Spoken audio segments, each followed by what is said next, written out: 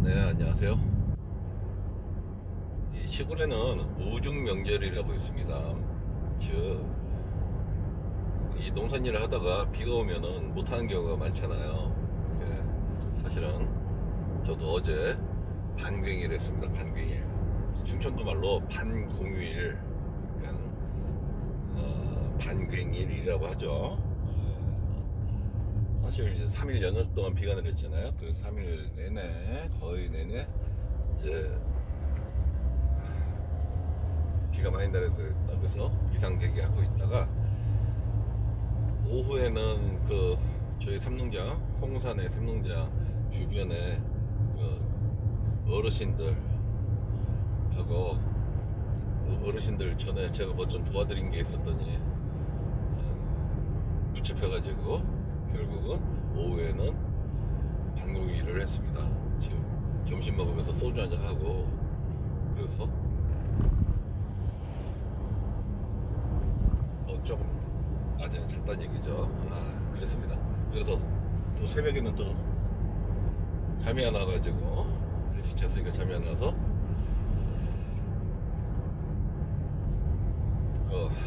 번역 좀 하고 그랬죠. 여러분들이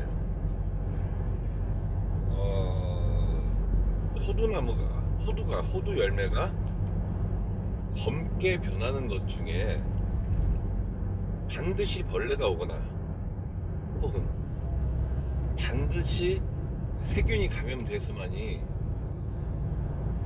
이 열매가 반점이 생기고 검게 변하고 쭉정이가 되고 할까요? 아닙니다. 사실은 아주 다른 이유에 의해서도 호두 열매에 반점이 생기고, 그리고 쭉정이가 되고 해요. 그것에는 오염도 있습니다. 오염. 즉 주변에 뭐 공단이 있다든가 고속도로가 있다든가, 아니면 뭐 하여튼 뭔가 오염원이 있는 거예요.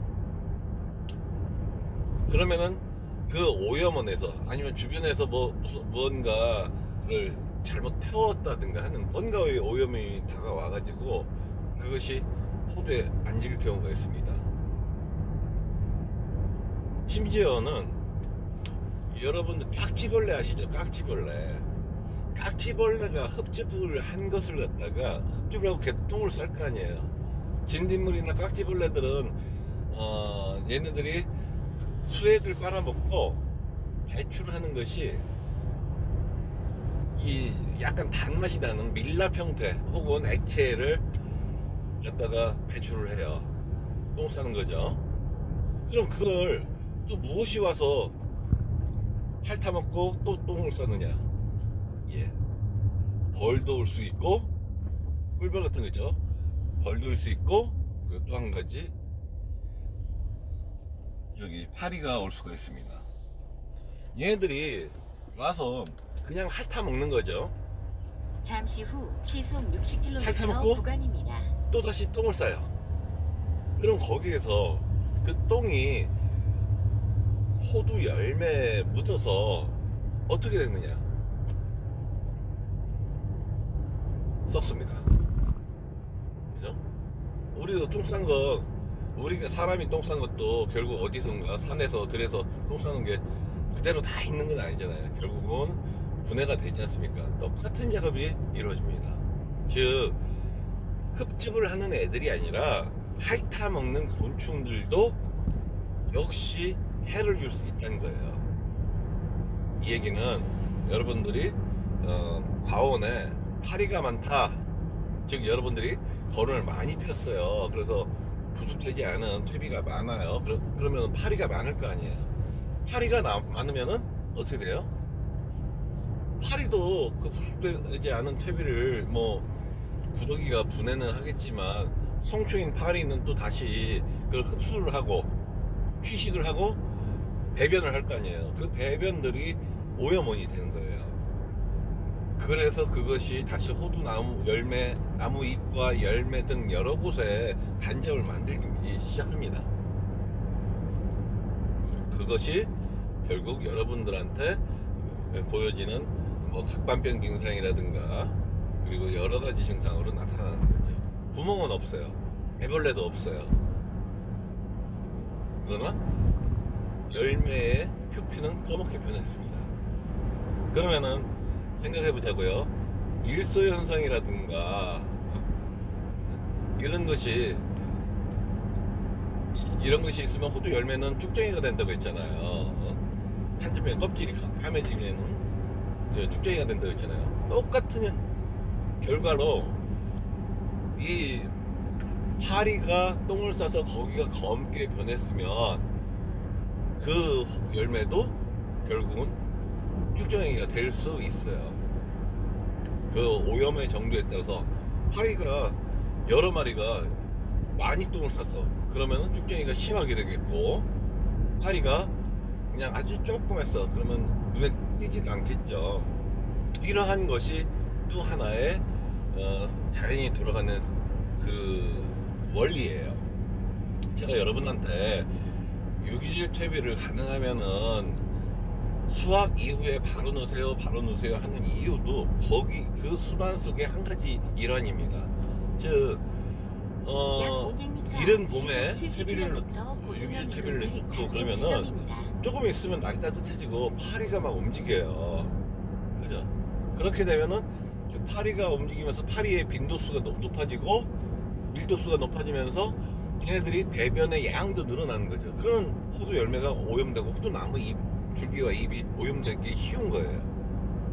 그러나 가을에 초가을이죠. 우리가 수확을 한 이후에는 우리 수확했는데 어떻습니까? 수확을 한 다음이고 열매는 수확을 한 다음이고 그 다음에 오히려 질섰기 때문에 이파리가 낙엽지지 않아서 휘면에 들지 않으면 곤란한데 그때는 살짝 그렇게 파리의 배변이 호두나무 잎 같은데 묻어서 약간 낙엽지게 하는 것이 그리 나쁜 결과가 되기가 아니에요. 또 그러한 작용이 내년도에 발생할 눈 그리고 그런 것들을 갖다가 팽기를 촉진시킵니다. 숙성을 촉진시켜요. 그래서 오히려 내년에는 좀 더 좋은 효과를 가꿀 수가 있어요. 즉 이파리의 색깔이 녹색에서 낙엽의 색으로 가면은 에스트릴이라는 호르몬이 발생이 돼서 열매를 크게 만들고 그리고 내년도에 발화할 눈의 크기를 오히려 팽대하게 한다고 했잖아요. 그래서 그런 더 좋은 효과가 나올 수도 있어요. 그래서 여러분들이 이런 점을 이용해 가지고 유기질 퇴비 거름 그거는 호두 열매를 수확한 후 바로 살포하는 것이 가장 좋다. 그러면은 그때서부터 그러면 예를 들어 9월 중순 내지 늦어도 9월 하순일까요. 9월 하순까지 가는 건 별로 없지만 그때서부터 뿌려져서 겨울을 나면서 분해되고 숙화돼서 다음에 이른 봄에 식물체가 흡수할 수 있는 것으로 이미 분해가 되어 있으며 그러면서 다시 봄에는 이제 파리나 이런 다른 벌레들의 피해를 줄일 수 있다. 오염을 줄일 수 있다. 이런 얘기가 되는 거죠. 즉 여러분들이 이런 거 파리와 호두나무에 대한 이런 여러 가지들에 대한 원리를 한번 설명을 드렸습니다. 감사합니다.